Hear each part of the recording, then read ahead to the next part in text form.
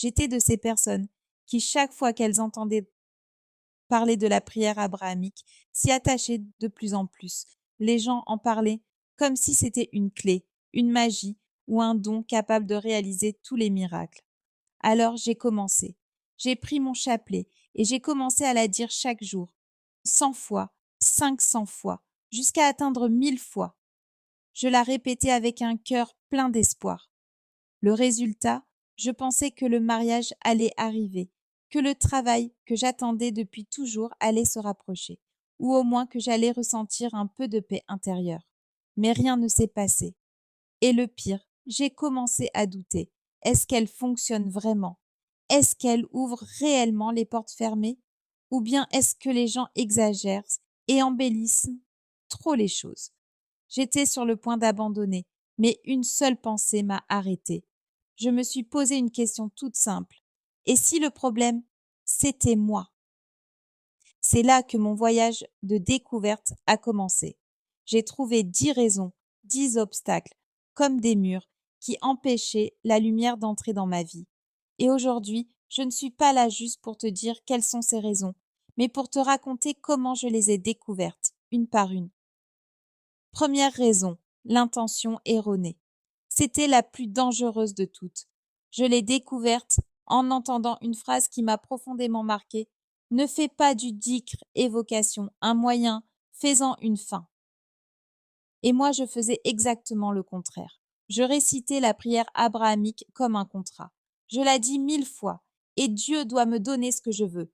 Mais Dieu est-il une machine? Dois-je lui donner un chiffre et attendre une récompense en retour? Mon intention était confuse. Ce n'était pas de l'amour, ni du désir sincère. C'était de l'impatience, une demande déguisée en invocation. C'est ça qui m'a bloquée pendant longtemps.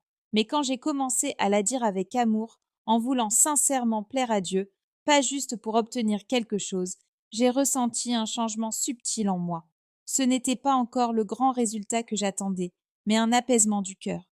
Pour la première fois, je sentais que je me souvenais de Dieu, pas que je traitais avec lui comme un distributeur automatique. Deuxième raison, le manque de concentration pendant le dhikr. Je récitais la prière abrahamique, mais mon cœur n'était pas là. C'est comme lire un livre sans y prêter attention. Les mots passent dans tes oreilles, mais rien ne reste. Je disais « Oh Allah, prie sur Muhammad », mais mon esprit était ailleurs, dans mes soucis professionnels ou mon téléphone. Le dhikr, ce n'est pas juste répéter des mots, c'est un dialogue avec Dieu, un moment intime. Si tu n'es pas concentré, l'invocation ne peut pas atteindre son but. Quand j'ai compris ça, j'ai décidé de changer. J'ai éteint mon téléphone, je me suis assise dans un endroit calme et j'ai imaginé le prophète devant moi et j'ai parlé à Dieu avec mon cœur. Cette fois-là a marqué le début d'un changement profond.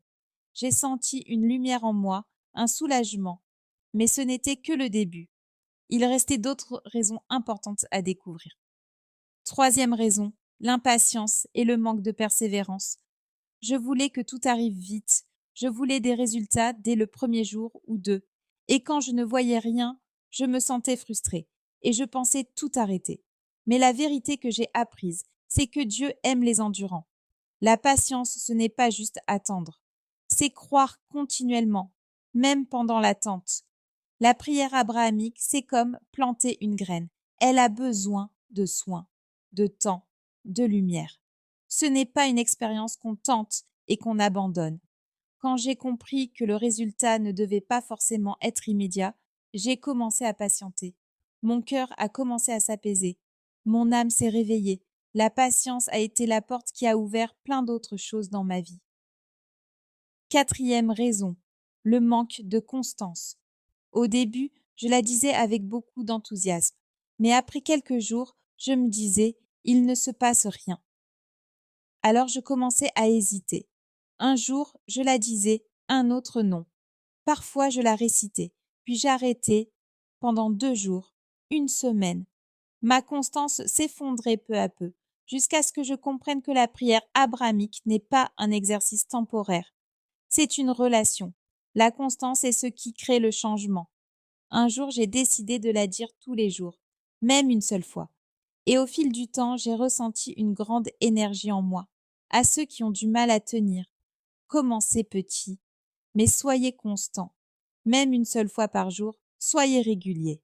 Et croyez-moi, vous verrez la différence. 5e raison, ne pas comprendre le sens de la prière.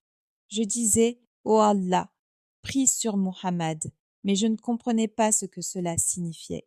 Ces mots ne sont pas juste des lettres, ce sont des portes vers la bénédiction, l'intercession, la miséricorde. Quand j'ai compris que cette prière est une demande de bien, et que ce bien est ce qui permet à mes autres invocations d'être exaucées, la prière est devenue un acte d'amour et de respect. J'ai commencé à imaginer le prophète dans ma vie, à l'invoquer avec sincérité, et cela m'a permis de ressentir que l'invocation était réelle. Si tu ne comprends pas le sens, tes mots risquent d'être creux. Mais quand tu comprends, ton cœur s'ouvre et l'invocation devient vivante. 6e raison, l'absence de véritable tawakkul, confiance en Allah. Je pensais que la prière allait tout résoudre à elle seule, sans que j'aie besoin de vraiment faire confiance à Dieu. Un jour, j'ai parlé à une amie très expérimentée dans ces sujets. Je lui ai parlé de la prière abrahamique et elle m'a dit « Cette prière nécessite une vraie confiance en Dieu, pas juste la réciter vite et croire que c'est fini. » Cette phrase m'a fait réfléchir. Je récitais la prière, mais mon cœur ne s'en remettait pas à Dieu. La confiance ne veut pas dire abandonner, mais croire sincèrement en Dieu tout en agissant. J'ai alors commencé à dire « Seigneur, j'ai fait ma part, le reste t'appartient. » Et à partir de là, j'ai vu les choses changer réellement dans ma vie, jour après jour. 7e raison, l'absence d'auto-évaluation. Je disais la prière abrahamique sans jamais me demander est-ce que je change? Est-ce que je me rapproche de Dieu? C'était devenu une routine, une case à cocher dans mon agenda, sans sincérité, sans examen intérieur. Mais quand j'ai commencé à me remettre en question, à demander à mon cœur est-ce que mes comportements changent? Ma moralité, mon intention est devenue plus pure, mes invocations plus sincères, et mon âme s'est réveillée. L'auto-évaluation a été un tournant dans ma vie. 8e raison, l'influence d'un environnement négatif. Au début, je ne réalisais pas à quel point mon entourage me pesait. Quand tu es entouré de personnes négatives, non croyantes ou toujours sceptiques, cela t'affecte, même sans que tu t'en rendes compte. J'écoutais leurs paroles et je commençais à douter de la prière, de la foi. Cela détruisait mon énergie intérieure. Mais quand j'ai changé d'environnement, que j'ai choisi de fréquenter des gens positifs et croyants, j'ai senti que ma prière avait un poids réel. Un bon entourage te pousse vers l'avant, t'aide à tenir. Le meilleur choix que j'ai fait, c'est celui de mes amis, des livres que je lis, des cours et des voix que j'écoute. Cela a tout changé. 9e raison, déséquilibre entre l'invocation et l'action. Je croyais que la prière abrahamique était tout ce dont j'avais besoin et que Dieu allait résoudre tous mes problèmes sans que je bouge. Mais ce que j'ai compris, c'est que l'invocation doit être accompagnée d'efforts. Dieu nous a ordonné de demander et d'agir, les deux ensemble.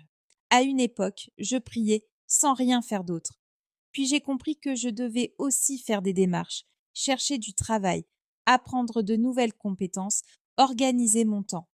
Quand j'ai commencé à agir tout en priant, des portes se sont ouvertes, des portes que je n'imaginais même pas.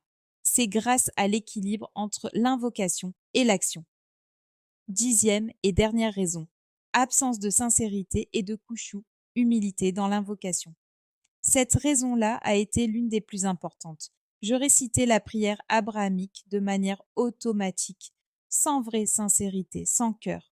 Le khushu dans l'invocation, c'est ce qui permet aux paroles d'atteindre le cœur et de produire un vrai changement. Je récitais ces mots comme de simples phrases, pas comme une prière sincère. Mais quand j'ai commencé à vivre chaque mot, à ressentir chaque émotion, le changement a commencé. Le khushu m'a permis d'ouvrir mon cœur, de me connecter sincèrement avec Dieu.